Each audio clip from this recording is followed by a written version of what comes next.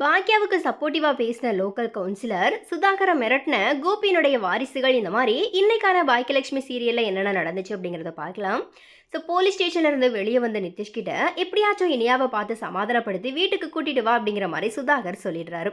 இதனால நிதிஷ் இனியாவோட ஆஃபீஸ்க்கு போயிட்டு இனியாவை பார்த்து பேசுறதுக்கு ட்ரை பண்றாரு. ஆனா இனியா பேச முடியாது அப்படிங்கிற மாதிரி சொன்னதுனால அங்க பிரச்சனை பண்ற விதமா நிதிஷ் ஆர்ப்பாட்டம் பண்ணிட்டாரு. இந்த விஷயத்தை கேள்விப்பட்ட கோபி, செழியன் அண்ட் எழின்னு சொல்லி மறுபடியும் இனியாவுக்கு இந்த மாதிரி தொந்தரவு வரக்கூடாது அப்படிங்கிற மாதிரி முடிவு பண்ணி சுதாகரோட வீட்டுக்கு போகிறாங்க.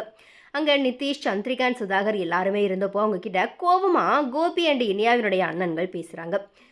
அதுக்கப்புறமா நிதிஷும் அங்கே கோவப்பட்ட நிலையில் அங்கே அடிதடியே ஆயிடுச்சு. அதுக்கப்புறமா கோபி தன்னுடைய மகன்களை சமாதானப்படுத்தி வீட்டுக்கும் கூட்டிகிட்டு வந்துடுறாரு. ஆனாலும் இந்த விஷயத்தை இப்படியே விட்டுடக்கூடாது அப்படிங்கிறதுக்காக பாக்கியா கிட்ட பேசி எப்படியாச்சும் இனியாவை கூட்டிகிட்டு வரணும் அப்படிங்கிற மாதிரி சுதாகர் பாக்யாவோட ஹோட்டலுக்கு போகிறாரு. அங்கே போனதும் சுதாகரை பார்த்து பாக்யா கோவமாக பேசினாங்க.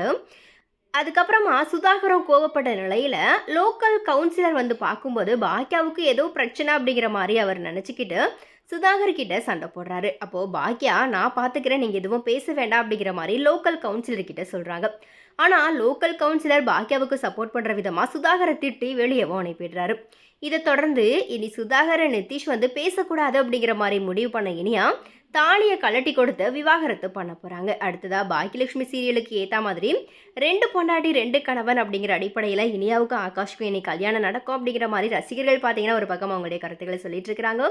ஸோ எனிவே இது குறித்த உங்களுடைய கருத்துக்கள் என்ன அப்படிங்கிறத மறக்காம கமெண்ட்ஸில் பதிவு பண்ணுங்கள்.